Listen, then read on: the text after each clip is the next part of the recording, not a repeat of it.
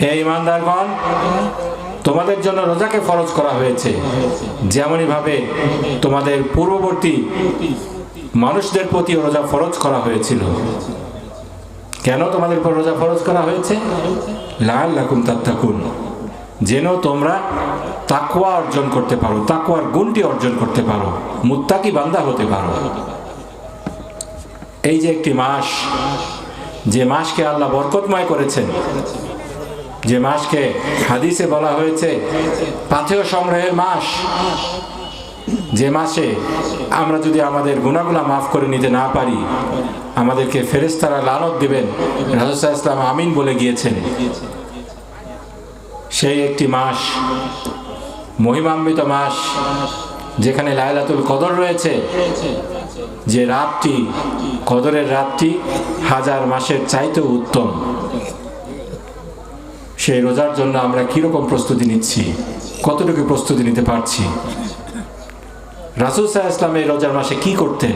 এই রোজা আসার আগে কিভাবে তিনি রোজার জন্য প্রস্তুতি গ্রহণ করতেন?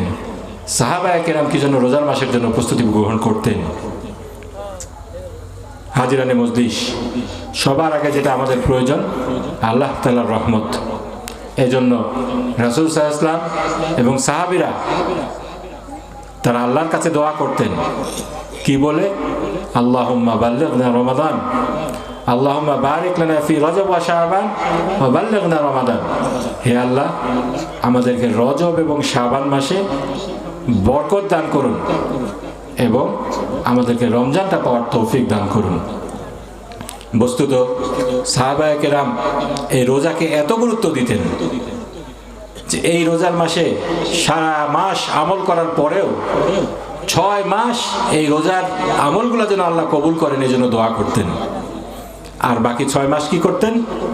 আল্লাহ তাআলা যেন পরবর্তী রমজানটা আমাদেরকে পাওয়ার তৌফিক দান করেন সেজন্য দোয়া করতেন। এই রমজান মাসটা আমাদের জন্য একটা ট্রেনিংয়ের মাস। প্রত্যেক ব্যক্তির জীবনে কোনো একটা বিশেষ কিছু করার জন্য, কোনো একটা মিশন কমপ্লিট করার জন্য ট্রেনিংয়ের প্রয়োজন হয়। আল্লাহ তাআলা এই রমজানের মাধ্যমে আমাদেরকে সারা বছরের ট্রেনিং প্রদান করছেন। আমাদের এই যে দুনিয়ার জিন্দেগিতে পথ চলা, যেখানে আল্লাহ তাআলা আমাদেরকে বলছেন তোমাদেরকে সৃষ্টি করা হয়েছে আল্লাহর ইবাদত করার জন্য, ওমা খালাকতুল জিন্না ওয়াল ইনসা ইল্লা লিয়াবুদুন। এই ইবাদতটা একটি রুহানি জিনিস, এর মাধ্যমে আমরা আল্লাহর সন্তুষ্টি তালাশ করি, আমাদের আত্মাকে পরিশুদ্ধ করি। এর জন্য আমাদের যে শক্তির প্রয়োজন হয়, যে ট্রেনিংয়ের প্রয়োজন হয়, রমজানটা সেই ট্রেনিং আমাদেরকে দেয় আল্লাহ তাআলা। এই জন্য রাসূল সাল্লাল্লাহু আলাইহি ওয়াসাল্লামকে বিশেষভাবে নির্দেশ দিয়েছিলেন যে তুমি এই রমজান মাসটাকে তাকওয়া অর্জনের জন্য কাজে লাগাও। এবং এই রমজান মাসে তাকওয়া অর্জনের অন্যতম একটা মাধ্যম কি? কোরআনের সাথে সম্পর্ক বৃদ্ধি করা। আল্লাহ তাআলা বলছেন, শাহরু রমাদানাল্লাযী উনজিলা ফীহিল কুরআন হুদাল লিন-নাসি ওয়া বায়িনাতিন মিনাল হুদা ওয়াল ফুরকান। এই রমজান মাসে কোরআনকে নাজিল করা হয়েছে। এই রমজান মাসে রাসূল সাল্লাল্লাহু আলাইহি ওয়াসাল্লাম এবং তার সাহাবীরা যেভাবে কোরআন চর্চা করতেন, কোরআন পড়তেন, অন্য কোনো মাসে সেটা পড়তেন না। কোনো সাহাবী দিনে 2 বার কোরআন খতম দিতেন, আর আমরা এক মাসে একবার কোরআন খতম দিতে আমাদের মনে হয় যে নাভিশ্বাস উঠে যাচ্ছে। হাজিরানে মজলিস, এই জন্য আমাদেরকে রমজান আসার আগে রমজানের সুন্দর মতো প্রস্তুতি নিতে হবে। রমজানের প্রস্তুতি নেওয়ার অন্যতম মাধ্যম এই শাবান মাসে বেশি বেশি রোজা রাখা, রোজা রাখার প্র্যাকটিস করা। রাসূল সাল্লাল্লাহু আলাইহি ওয়াসাল্লামের হাদিস যে এই শাবান মাসে রাসূল সাল্লাল্লাহু আলাইহি ওয়াসাল্লাম যত বেশি রোজা রাখতেন, রমজান মাস ছাড়া আর কোনো মাসে এরকম রোজা তিনি রাখতেন না। এই শাবান মাসে একটি বিশেষ দিন আছে, যেদিন হাদিসে এসেছে আল্লাহ তাআলা শেষ আসমানে নেমে আসেন এবং বান্দাদের দিকে রহমতের দৃষ্টিতে তাকান। সেই রাত্রিটাকে আমরা বলি শবে বরাতের রাত, তাই না? সেদিন আমাদেরকে ইবাদত বন্দেগী করা উচিত, আল্লাহর রহমত কামনা করা উচিত, এবং সেই দিন আমাদের যত ধরনের বেদাত, যে বাজি ফুটানো কিংবা অন্যান্য জিনিস করা, এগুলো থেকে বিরত থাকা উচিত। আমি আমার কথা বাড়াবো না, আমি আপনাদের জন্য প্রাণ খুলে দোয়া করি যে আল্লাহ তাআলা আমাদের সবাইকে যেন রমাদান পাওয়ার তৌফিক দান করেন। এই যে আমরা রমাদান চলে আসছে, এখানে আমরা রোজা রাখবো, এই রমজানের পরে আরেকটি রোজা আমরা পাবো তার তো কোনো গ্যারান্টি নেই।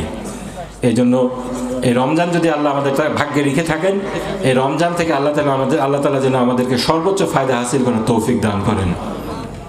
আল্লাহ তাআলা আমাদের সবাইকে লাইলাতুল কদর পাওয়ার তৌফিক দান করুন, এবং এই লাইলাতুল কদরে আল্লাহ যেভাবে ইবাদত করলে রাজি খুশি হন সেভাবে ইবাদত করার তৌফিক দান করুন। আমি আপনাদের কাছে দোয়া চাচ্ছি। ঘুঘুদা এটা একটি অত্যন্ত আবেগের এলাকা আমার জন্য। আমার শহীদ পিতা মাওলানা মতিউর রহমান নিজামী এই এলাকায় বারবার এসেছেন।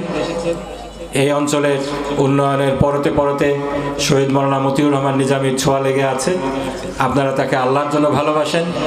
আমি আপনাদের কাছে তার জন্য দোয়ার দরখাস্ত করছি। আপনারা দোয়া করবেন আল্লাহ তাআলা তাকে যেন শহীদ হিসেবে কবুল করেন, তার সমস্ত গুনাহ খাতাকে যেন আল্লাহ তাআলা মাফ করে জান্নাতুল ফেরদাউস দান করেন।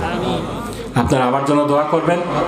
আমার শহীদ পিতার রেখে যাওয়া পদাঙ্ক অনুসরণ করে আমিও যেন আপনাদের পাশে দাঁড়াতে পারি। আল্লাহ রসুল যে কাজে, যে কথায়, যে কর্মে সন্তুষ্ট হন সেগুলো যেন করার তৌফিক দান করেন আল্লাহ আমাকে, এবং আল্লাহ তাআলার সন্তুষ্টি নিয়ে আল্লাহর কাছে যেন হাজির হতে পারি সেই তৌফিক কামনা করে আমার বক্তব্য শেষ করছি। ওয়া আখিরু দাওয়ানা আলহামদুলিল্লাহি রাব্বিল আলামিন।